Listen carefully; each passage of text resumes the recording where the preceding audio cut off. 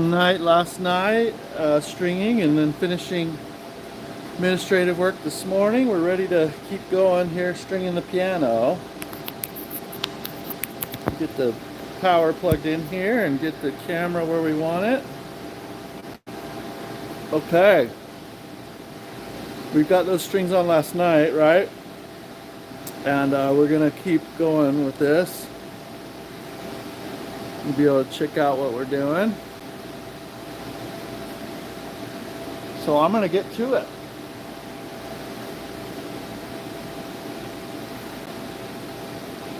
I'm gonna put some air tool oil in my palm nailer again. Just a few drops. Connect that.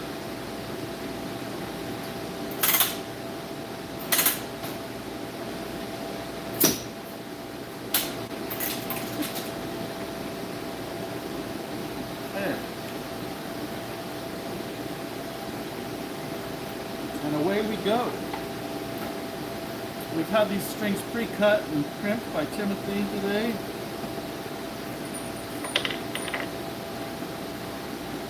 Keep track of my right and my left.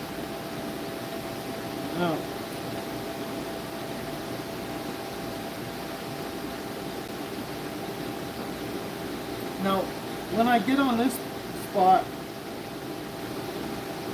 these strings, in this part, I put a rag underneath the wire because it has some oils on it and I don't want it to get the red felt dirty. So I put that rag there and then I just pull it back and it wipes it off as I'm pulling it. And we've done the hard one underneath the strut already, so it's pretty easy from there. Then I pull the rag, pull it tight, measure the edge of the hole. Other side. I'm going to keep my same coil measurement that I have. I keep the same measurement for all the treble down to the tenor, and I only change it for the bass strings. Then I change it shorter because they stretch differently. Alright, the middle of my dry erase mark is the target.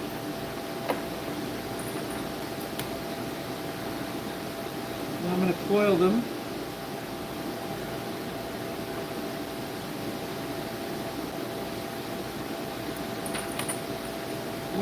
If you have a crank like this, the wire is really close to the piano here. So you have to take care that you don't hit the gold paint with the crank. You have to kind of be careful that way. Just be mindful of that.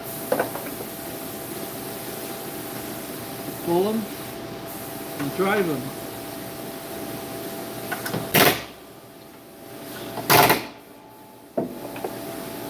And again, now we don't really need to use our tuning hammer. I'm going to turn that out of the way. I like the curvature of these, the natural curvature of these coming out of spool. I like it down. It helps each string be just the same without any weird contortions, memory in it, and it helps it stay onto the piano while I'm stringing. So here I go again.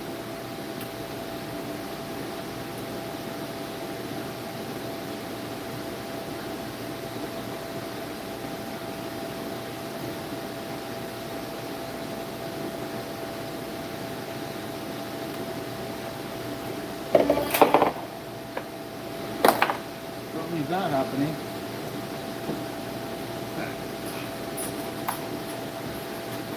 Put the string along its correct path. Pull it tight with my whole body weight. Well, some of my body weight. Mark it. Measure and cut.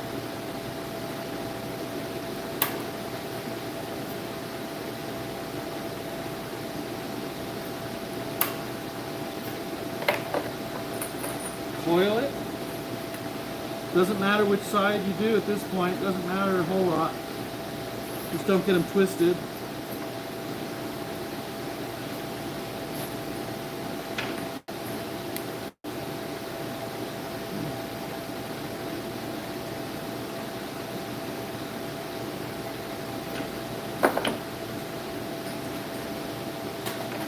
Drive it in. Okay, that was the end of our size 16 wire. Now we're on 16 and a half. And Timothy already cut those too, so we're going to get that close to us. We're going to get these wires that we have pre-cut. So how many wires did you cut? 10. 2, 4, 6. Okay. So 6 times 1.5 is 9. That's how many we're going to need. So we have a spare just in case. No harm in that.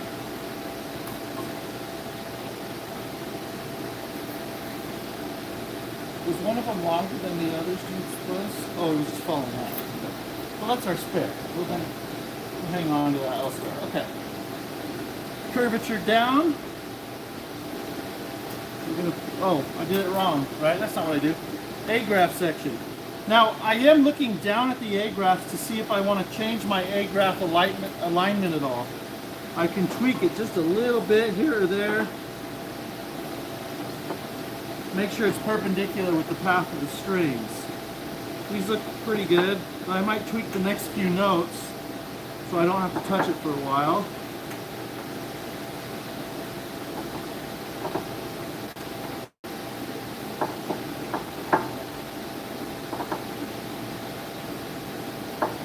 Good. Alright, that should do. Alright. Curvature down, I put my index finger in the middle so I can separate my right from my left. Put the right one in the right hole, left one in the middle hole in this case. Get my rag to keep the red felt nice and red and scarlet beautifulness.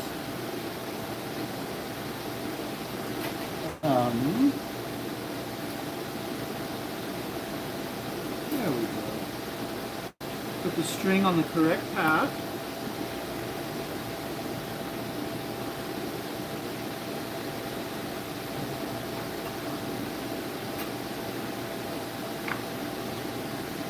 Mark it.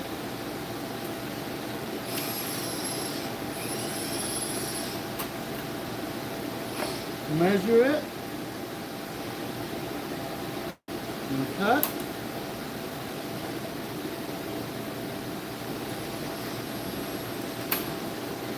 Now at this point, I've already determined how many coils are going to be on those pins. As long as I tighten them evenly between the left and the right side, it's all about the length. So we're going to coil this.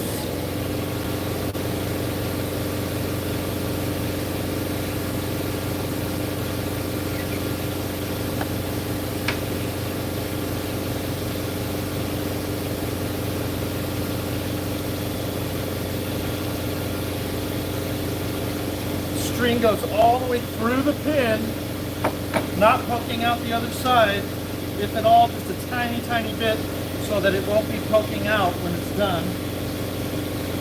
All right, 16 and a half, right? Sure? Double check it.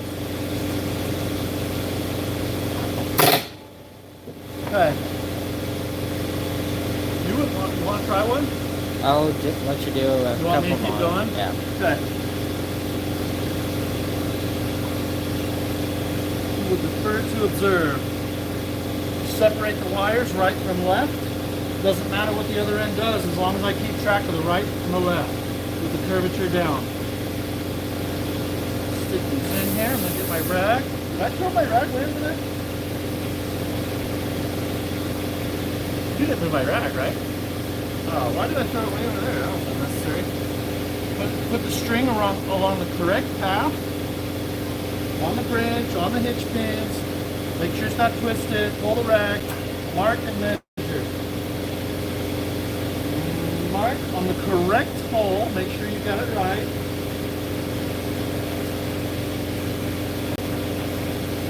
Measure and cut.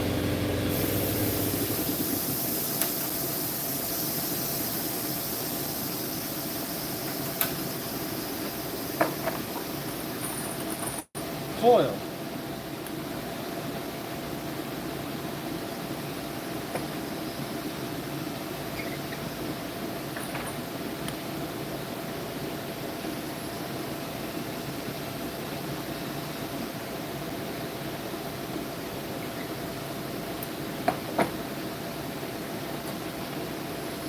Go.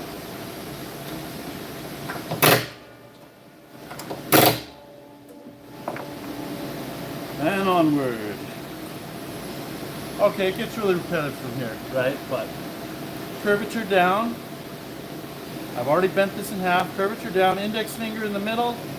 Separate your right from your left. Go on the correct path into the correct hole of the A-graft.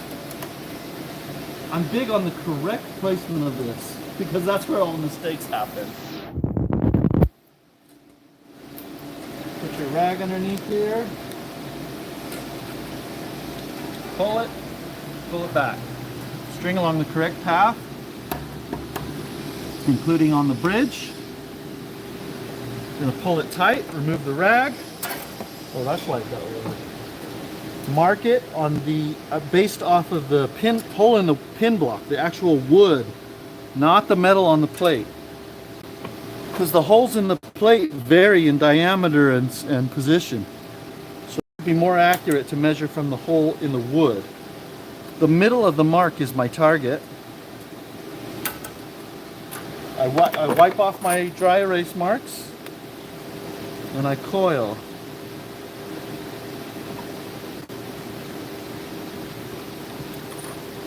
I set it gently down so it doesn't chip the paint on the plate. String all the way through the pin. Now I do it the same every time, so I already know I'm going to grab this one with my left hand, this one underneath, and they're going to be correct. If you do the same motions every time, you'll establish a pattern like that. I pull it, yank it back. These holes are drilled at 7 degrees back. I approximate that and just drive it in a bit. Separate the string, curvature down. Right side in the A-graft, left side. The A-graft alignment looks good. I'm double checking. String in the string, cloth in the right there so it doesn't get dirty. Pull it back. It'll sort itself out. Pull it forward. On the bridge. The wires are always going to be crossed like this. I already know that. So look, show my hand. I already know the wires are going to cross over each other in the same way. So I grab this. Boom. I know this is my right, this is my left. I throw my left over my right. I pull it tight with the weight of my body and my index finger. And then I hold this tight before I let go of the tension. And I transfer the tension and mark the next hole. Now I can release the tension. Does everybody feel less tension because I just released it? The middle of my mark is the target. The tool does the work. I'm with this cutter, so I've measured this tool to be 2 and 28/30 long because this cutter cuts in the middle of its thickness, which adds that other 1/8 of an inch or so. Okay, so it's actually cutting about 1/8 of an inch away from the tool, which is 3 inches, right? So 1 inch equals 1 coil around the pin. Roughly. These tuning pins are size 2/0.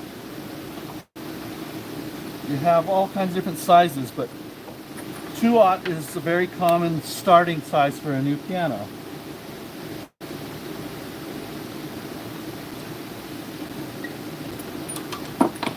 They're crossed the same way.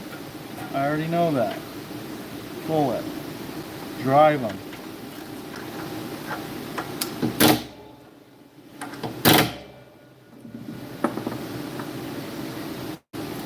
Alright, curvature down, separate right from left. Put the right in the next hole down. The left next hole down from that. Do the A-graft. What's an A-graft? Want to show an A-graft, Timothy?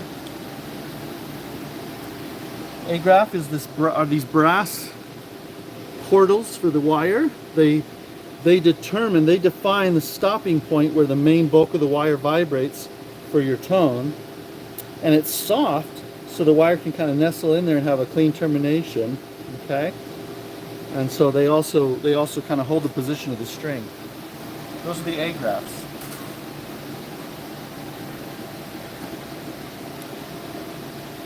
That seems like a French word to me, so I would be curious what the original word means, if anyone knows. Is anyone with us today, Tim? Yep, we got 3 people. 3 people? Maybe one of those 3 people know or could get it from the internet where the word A graph originates from, because I don't know, and if I ever learned, I forgot. Because all that matters to me is that that's an A graph.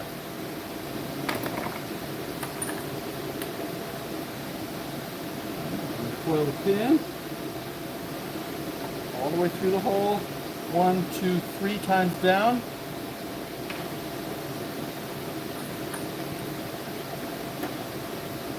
Other side. 1, 2, 3. Pull them to the correct hole and drive them.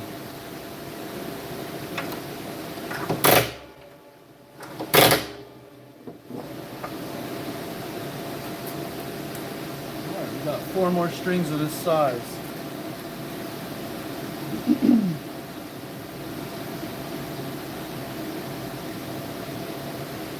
We've had some refreshing spring rainstorms here today. It's not too cold. Not too hot either, but it's been beautiful. See the rain come in. Hopefully snow in the mountains with that. Make sure you don't skip a position. It's really easy to do on that bridge.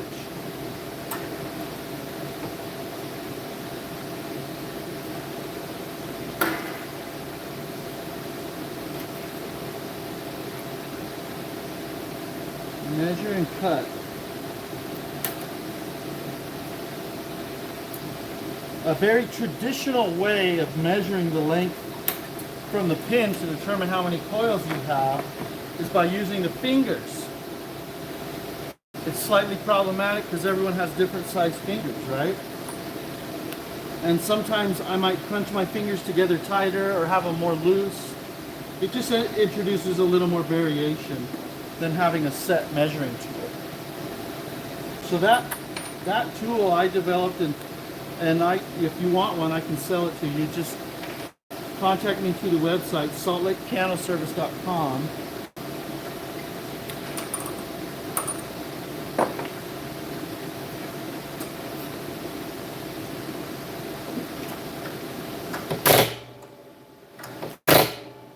I'll also mention that we do wholesale rebuilding work to the trade, and we do rebuilding and restoration work for retail also. So, and in fact, we have a truck going out to Manhattan. If you want to send a piano back to us to get restored, we'd love it. Just let me know, again, through the website saltlakepianoservice.com, and we can talk details.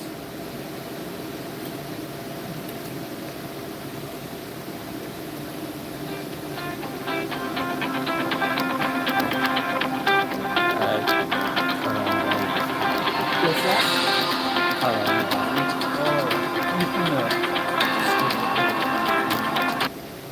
Carl Malone is called Toyota. I don't actually know Carl Malone.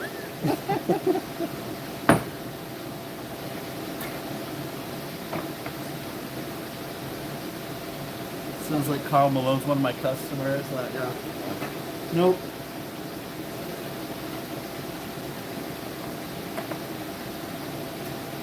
Okay. Measure and cut.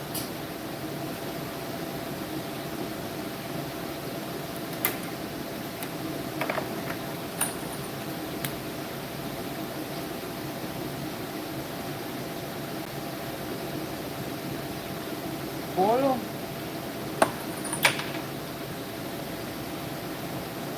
Are we doing 2 or 3 cranks? Well, I start here 1, 2, 3. I don't know how many actual rotations it is, but my hand is in that hits that down position 3 times. Was that your question or someone else's? Mine. Oh. Okay, curvature down, separate the wires. I keep track of my right and my left. Put the right side in, left side in. Put my rag in before it gets the red, beautiful new red felt dirty. Keep it clean, keep it clean. Got a little bit caught up there. Pull it through, pull it back. Make sure you don't skip a pin.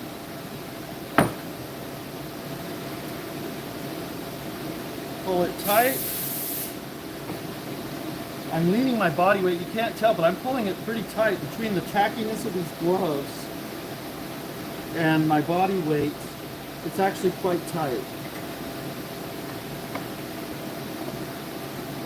Measure with my foil measure tool.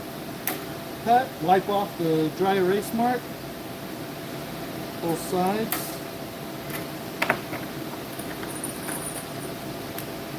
And foil. 1, 2, 3 for Timothy. Timothy. Timothy. Yeah. 1, 2, 3. Yeah, it's 3 rotations. But what happens with the recoil of the wire, it gives us 2.5 coils Okay. when I stick it on here, roughly. Not when I tighten it. This is before, right? Mm-hmm.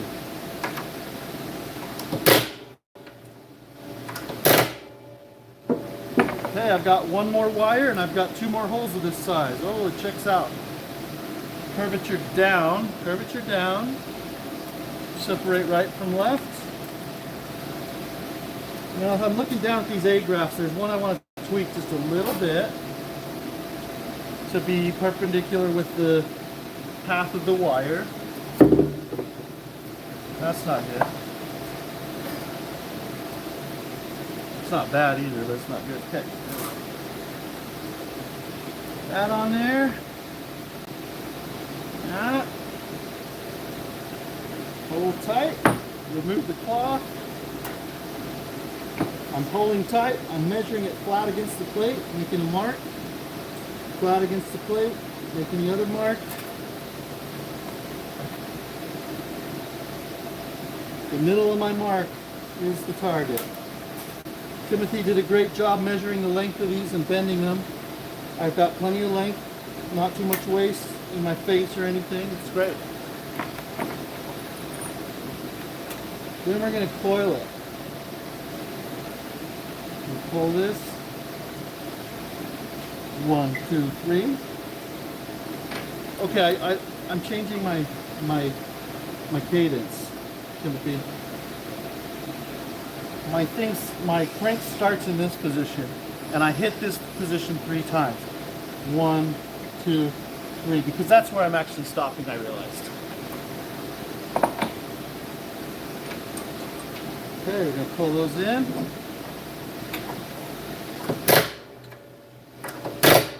Ta-da! Okay, we're going to take a short breather.